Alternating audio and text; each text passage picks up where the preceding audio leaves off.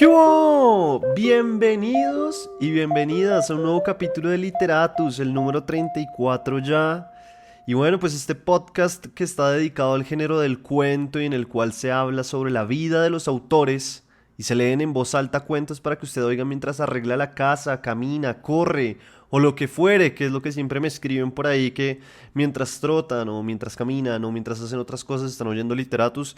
Y pues muchas gracias a esas personas que me escriben contándome cómo hacen para oír este podcast. Mi nombre es Federico Baraya Galán o el man de los cuentos. Y oiga, mucha gente me escribió por la nueva sección que es a quién y a qué libro pertenece pues una apertura que leo, ¿no?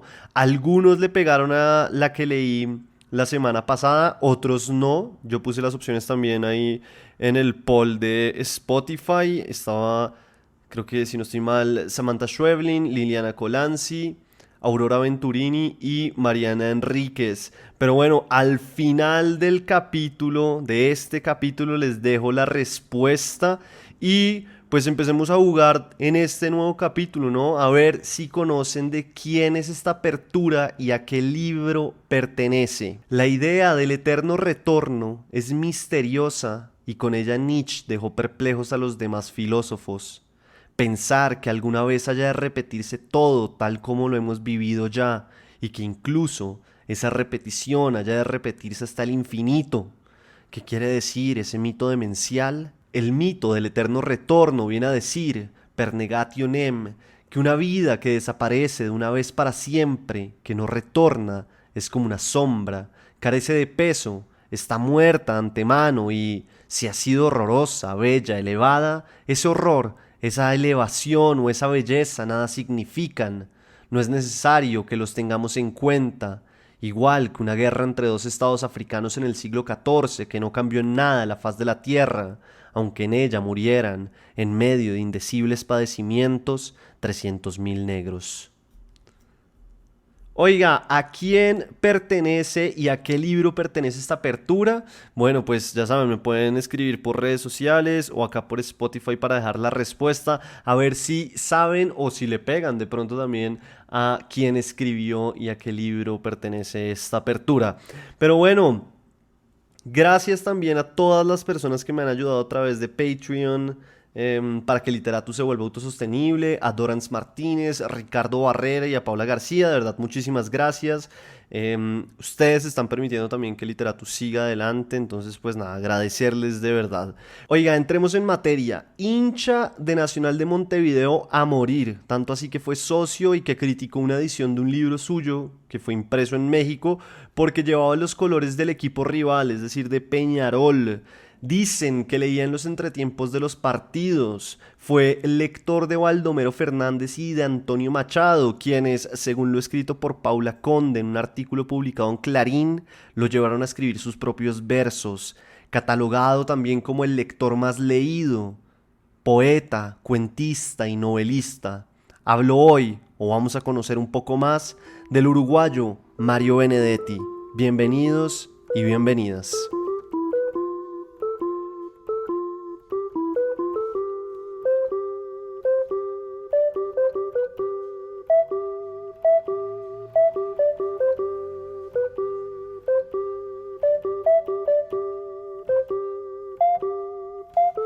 Hijo de Breno y Matilde, Mario Orlando Hamlet Hardy Breno Benedetti. Sí, ese es su nombre completo. ¿Cómo?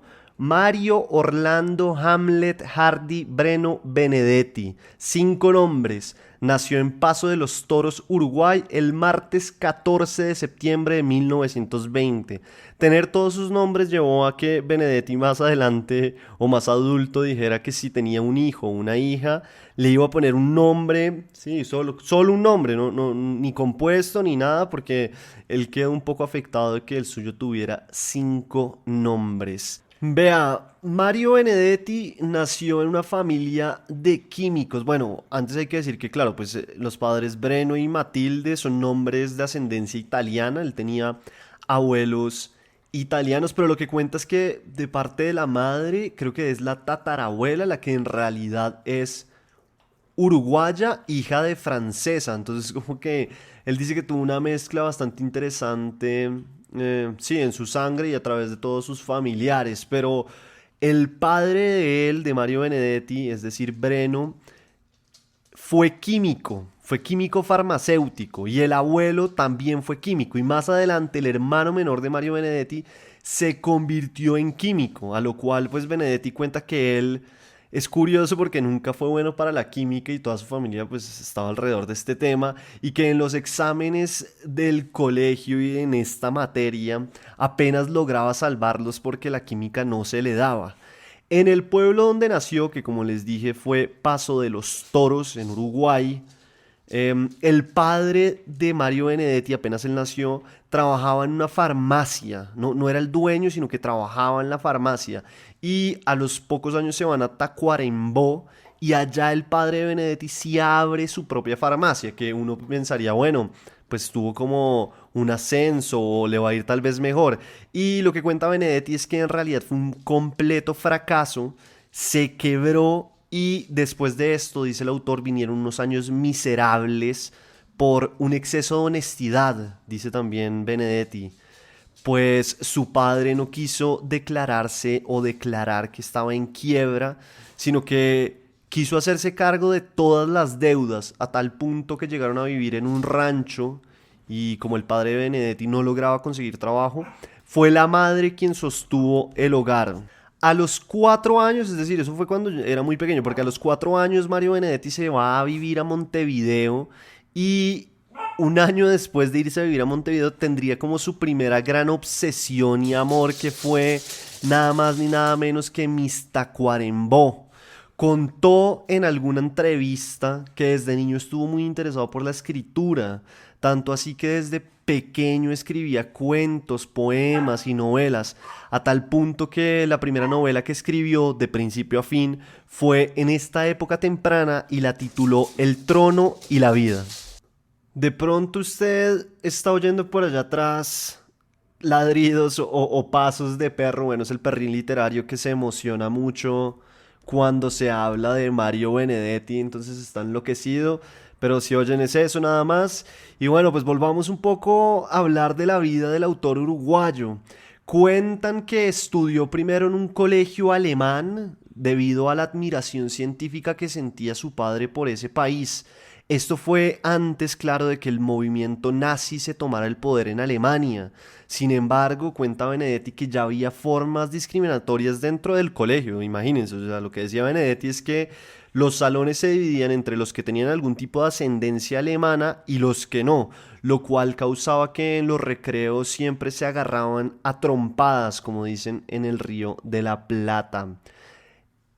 Benedetti está en ese colegio hasta que ya empieza a ver si como formas, pensamientos o modismos nazis, tanto así que él cuenta en una entrevista que ya le tocaba hacer como el saludo, sí, el saludo icónico de los nazis, y que a pesar de que trató como de esconderlo porque el colegio le gustaba, no, no por el tema nazi, sino por lo que estaba aprendiendo y por los compañeros que tenía, pues ya llegó un momento en el que su padre se dio cuenta de lo que estaba sucediendo y lo sacan de ese colegio. Ahora, es importante entender que él estudió allá porque allá él aprendió alemán, idioma el cual después emplearía, por ejemplo, para traducir la transformación de Kafka al español. Él fue, o su versión fue la primera versión en Uruguay traducida al español de este libro, pues tan icónico de Kafka, ¿no? De ese colegio saldría una vez empezaron a imponer la doctrina nazi, como les conté. De aquí el autor saltó a un liceo del Estado en el cual estuvo poco tiempo porque desde los 14 años Benedetti tuvo que ponerse a trabajar, como hemos visto también con muchos otros autores que sí tienen como una infancia muy dura y les toca emplearse en sí, temas variopintos. Bueno, a Benedetti le toca muy parecido. Vendió repuestos de automóviles, aprendió taquigrafía, que si usted no sabe qué es eso, pues la taquigrafía es como escritura veloz, es ir transcribiendo lo que dice alguien con símbolos y grafías de forma muy rápida. Y dijo Benedetti que esta fue tal vez la profesión con la que más se ganó la vida. También vendió libros de puerta en puerta, que cuando yo leí esto me pareció una locura, Pues sí, pensar que Benedetti pudo haberle vendido a uno un libro, por ejemplo. Aunque Gabriel García Márquez también hizo eso, ¿no? Él vendió, creo que fue Biblias, iba de pueblo en pueblo vendiendo Biblias. Bueno, Benedetti vendía libros de puerta en puerta. También vendió terrenos y fue cajero. Uno más, como les digo, dentro de la lista de autores a los que les tocó hacer de todo antes de dedicarse a la escritura de lleno. Claro que en el caso de Benedetti él lo hizo pues desde muy pequeño y todo esto lo nutrió para después escribir sobre el mundo burocrático, que es muy importante dentro de su obra, sobre los trabajos. También cuenta que en un momento entró a trabajar en una importante empresa inmobiliaria, esta historia me gusta mucho, a la cual entró siendo el último de la pirámide y al final terminó convirtiéndose en gerente general, pero ya estaba aburrido, dice él en una entrevista, entonces decidió renunciar e irse a hacer periodismo. Con este sí, esbozo básico o pintura básica de lo que le pasó en esa infancia y todos estos trabajos que tuvo Mario Benedetti, pues entremos a hablar también un poco como ya de los libros que publicó. El primero fue a los 25 años y fue un poemario titulado La Víspera Indeleble. Si usted no conoce a Mario Benedetti, es importante que tenga en cuenta que él fue, sí, como un funambulista o que cambió mucho de géneros. Él hizo poesía, él hizo cuento, él hizo novela, él hizo ensayo, él hizo crítica, mejor dicho, él como que transaba con todos los géneros literarios y en todo se sentía medianamente o completamente cómodo. También hizo teatro, pero él cuenta que en el teatro sí se dio cuenta que no tenía las maneras, o sí, cayó en la cuenta de que no tenía las maneras o las formas para hacer buenas obras de teatro, por lo cual decide abandonar ese género.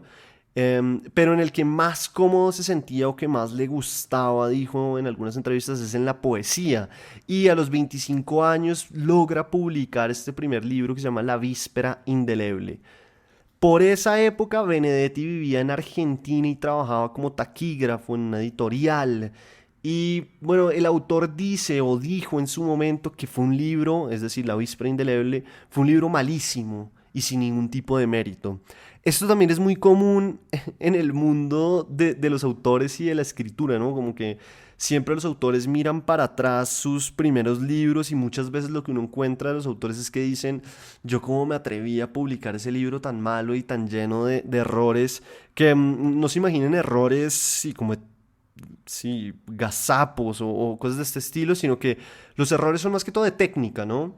De pronto los autores cuando lo ven sienten que todavía no estaban en un lugar ideal para explotar su escritura y sí, la técnica todavía no estaba tan presente.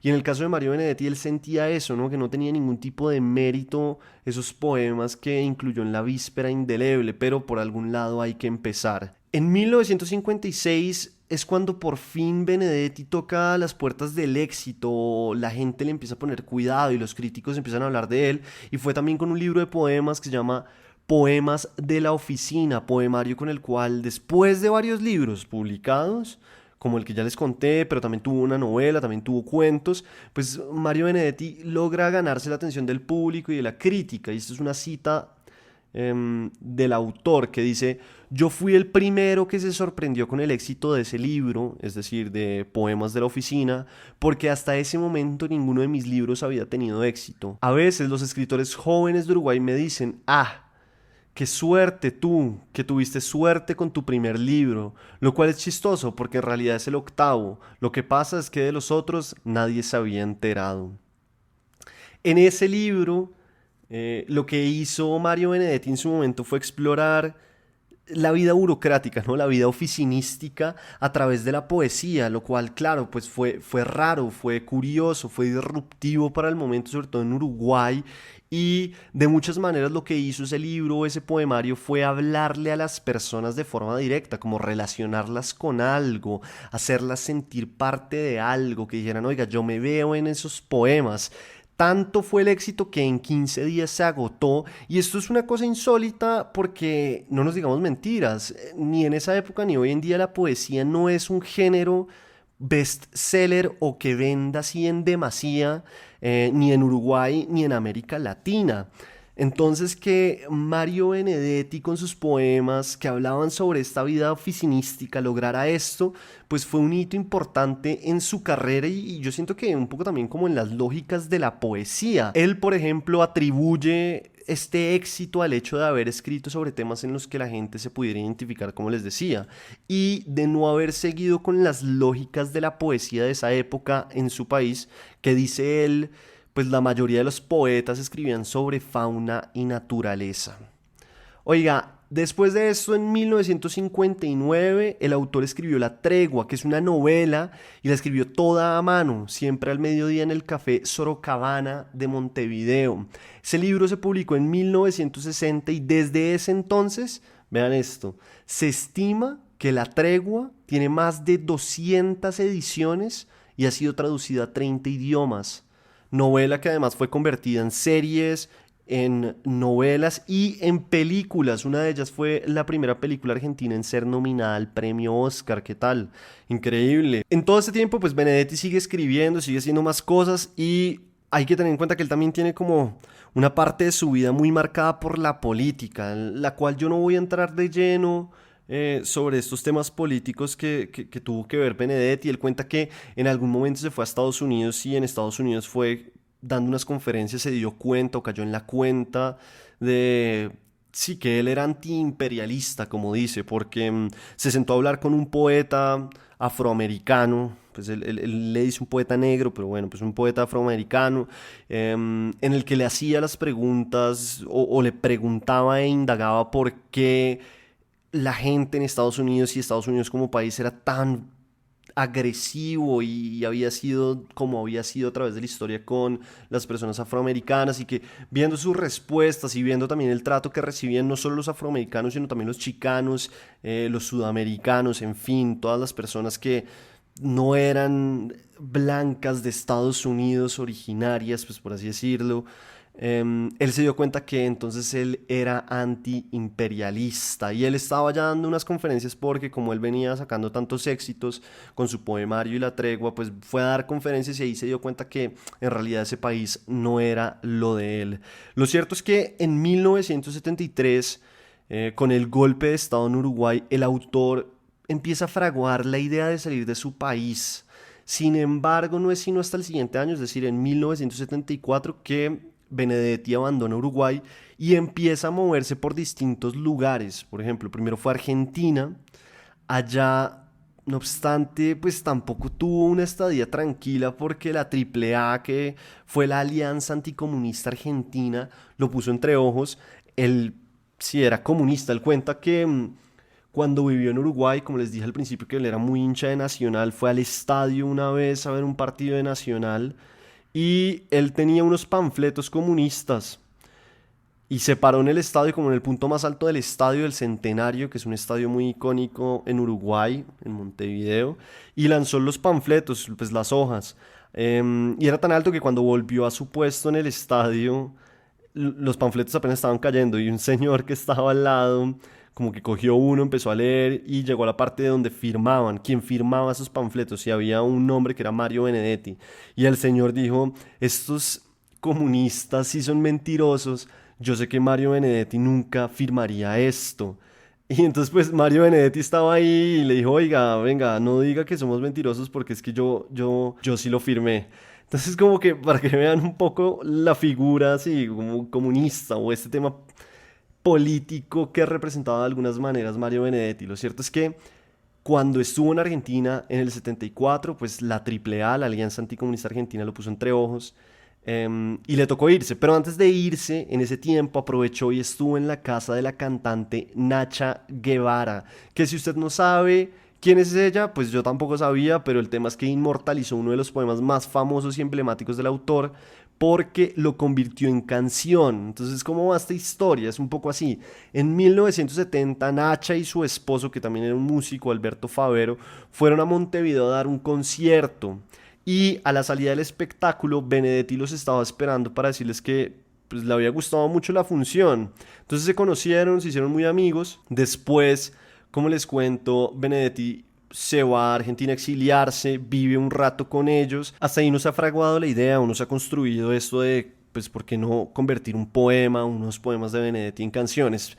Eso se dio más tarde, que fue en 1976, y lo que hicieron fue grabar, sí, una versión musicalizada de Te Quiero, que es uno de los poemas más icónicos em, de Benedetti. Y usted puede oír la canción en YouTube o acá en Spotify, y también pues puede encontrar ese poema en cualquier lado, porque de verdad el poema está por todos lados. Te quiero es ese poema que tiene la siguiente estrofa que dice: si te quiero es porque sos mi amor, mi cómplice y todo, y en la calle, codo a codo, somos mucho más que dos. Em, entonces eso fue lo que pasó con esa canción. Nacha Guevara la volvió, sí, la volvió canción el poema. Y es chistoso porque ayer antes de grabar el episodio estaba viendo pues, redes sociales, y una de las cuentas que sigo de literatura puso un meme que me pareció muy apropiado sobre la dualidad o las lógicas de Benedetti. Y es que pues dentro de poco van a salir estas dos películas que están como, sí, generando mucho ruido, ¿no? Que es Oppenheimer de Nolan y Barbie de Greta Gerwig. Y entonces lo que hacía el meme era mostrar que la poesía de Mario Benedetti es como Barbie colorida, así como mucho más amable, mientras que la prosa, la novela, el cuento puede ser mucho más oscura como Oppenheimer. Entonces el meme me pareció muy adecuado. Porque sí, si ustedes leen la poesía de Benedetti van a ver que es una poesía como liviana, podría uno decirlo. O sea, da esperanzas. Este poema de Te quiero, pues es un poema de amor, sí, como que podría uno llamarlo lindo, y a la gente que le gusta como esos poemas de este tipo, pues seguro Mario Benedetti le va a gustar muchísimo.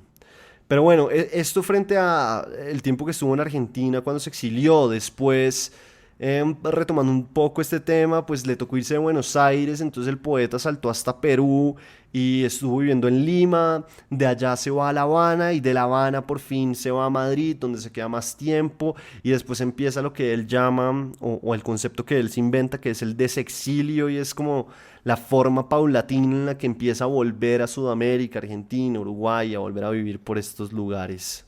Oigan, el editor Alberto Díaz contó que Benedetti era un obsesivo con las erratas y los errores. En 1996, por ejemplo, salen a comer, y por esa época Benedetti estaba a punto de sacar una nueva novela titulada Andamios. Entonces fueron a un restaurante a comer, y Benedetti había utilizado ese restaurante dentro de la novela, pero su memoria le había pasado una mala jugada porque el autor pensó que el restaurante quedaba en un piso 19 cuando en realidad quedaba en un piso 22. Entonces, claro, pues Benedetti llega al restaurante, se da cuenta que queda en el piso 22, y eso ya le dañó la comida totalmente.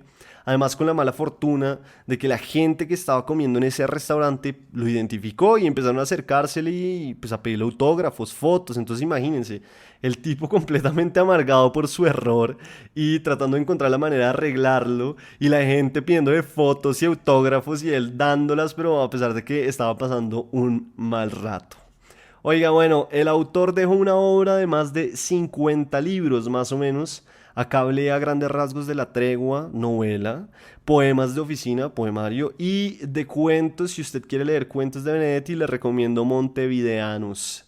Esta fue a muy grandes rasgos la vida de Mario Benedetti, que también es de esos autores que despierta amores profundos, y otra gente que sí, que no habla mucho de Mario Benedetti. Pero la gente que lee a Mario Benedetti le gusta, mejor dicho, es de esos defensores acérrimos, y va a muerte con el autor uruguayo. Lo cierto es que Benedetti murió a los 88 años después de padecer por mucho tiempo una enfermedad pulmonar. Y bueno, hoy el cuento que les traigo de este autor se llama La Noche de los Feos. Y nada, pues pongan la atención porque me parece que es un cuento que encierra también muchas lógicas del género, ¿no? Y de la técnica, como que un cuento tiene que estar condensado, tiene que tener un tema principal, tiene que pasar, es como una fotografía, es decir, no pasa mucho tiempo. Entonces creo que este es un muy buen ejemplo, y es un cuento muy entretenido. Pero bueno, sin más preámbulo, pasemos a La Noche de los Feos.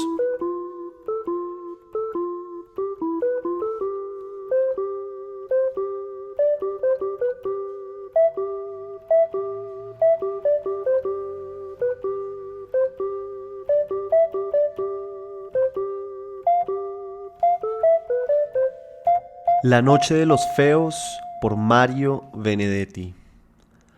Ambos somos feos, ni siquiera vulgarmente feos. Ella tiene un pómulo hundido desde los 8 años cuando le hicieron la operación. Mi asquerosa marca junto a la boca viene de una quemadura feroz ocurrida a comienzos de mi adolescencia. Tampoco puede decirse que tengamos ojos tiernos, esa suerte de faros de justificación por los que a veces los horribles consiguen arrimarse a la belleza. No, de ningún modo. Tanto los de ella como los míos son ojos de resentimiento, que solo reflejan la poca o ninguna resignación con que enfrentamos nuestro infortunio. Quizá eso nos haya unido. Tal vez unido no sea la palabra más apropiada. Me refiero al odio implacable que cada uno de nosotros siente por su propio rostro. Nos conocimos a la entrada del cine, haciendo cola para ver en la pantalla dos hermosos cualesquiera. Allí fue donde por primera vez nos examinamos sin simpatía, pero con oscura solidaridad. Allí fue donde registramos, ya desde la primera ojeada, nuestras respectivas soledades.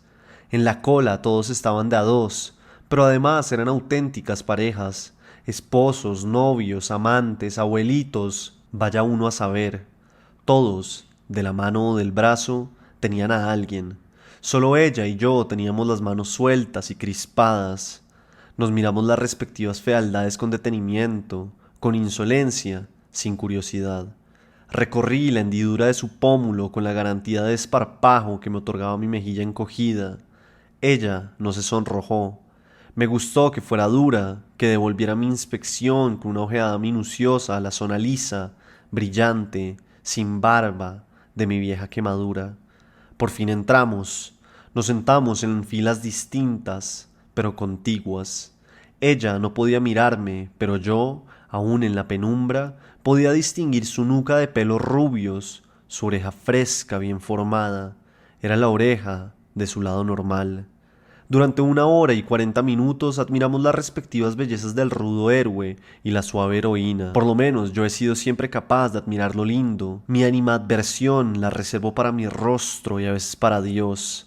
También para el rostro de otros feos, de otros espantajos. Quizá debería sentir piedad, pero no puedo. La verdad es que son algo así como espejos.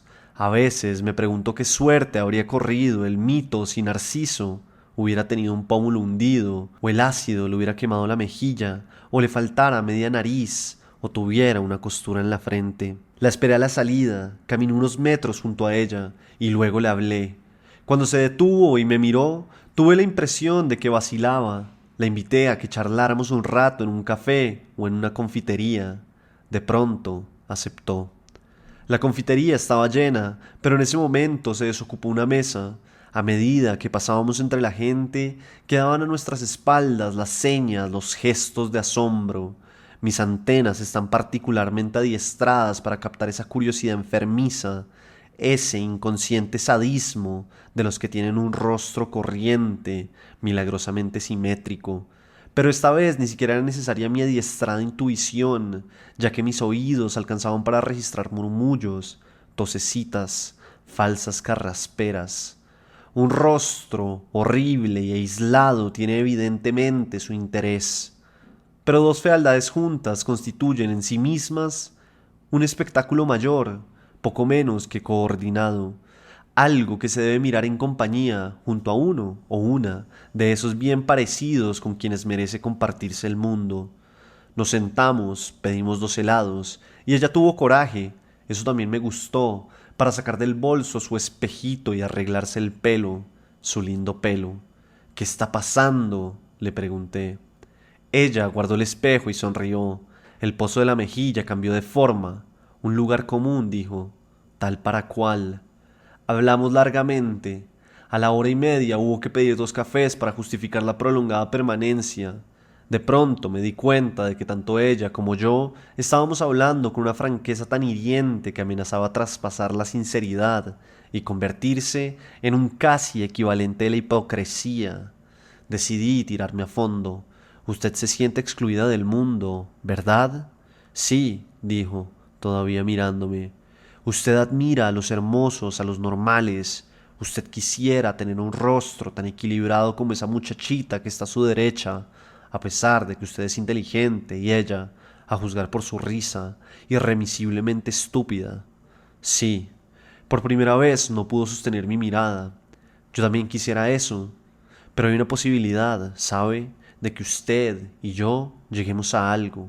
¿Algo como qué? Como querernos, caramba. O simplemente congeniar. Llámele como quiera, pero hay una posibilidad. Ella frunció el ceño. No quería concebir esperanzas. Prométame no tomarme como un chiflado. Prometo. La posibilidad es meternos en la noche íntegra, en lo oscuro total. ¿Me entiende? No. Tiene que entenderme. Lo oscuro total, donde usted no me vea, donde yo no la vea. Su cuerpo es lindo, ¿no lo sabía? Se sonrojó y la hendidura de las mejillas se volvió súbitamente escarlata. Vivo solo, en un apartamento, y queda cerca.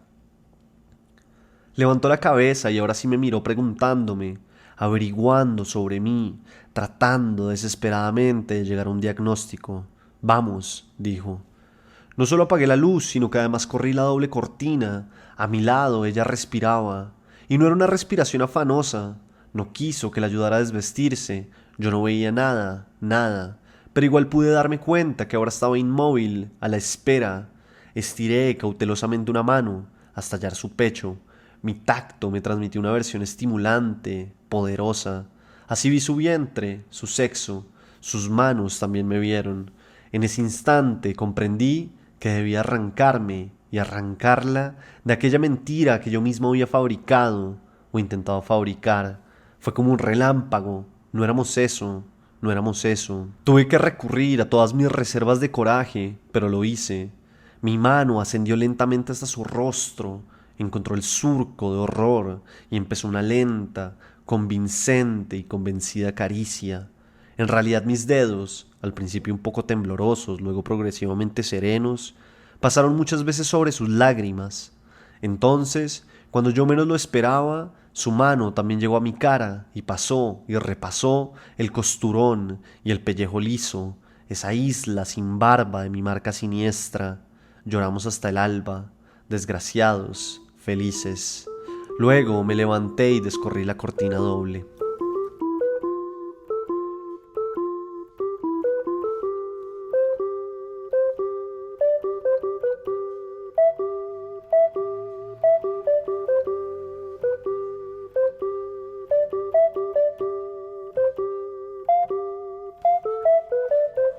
En este capítulo número 34 el autor elegido fue Mario Benedetti y el cuento leído La Noche de los Feos.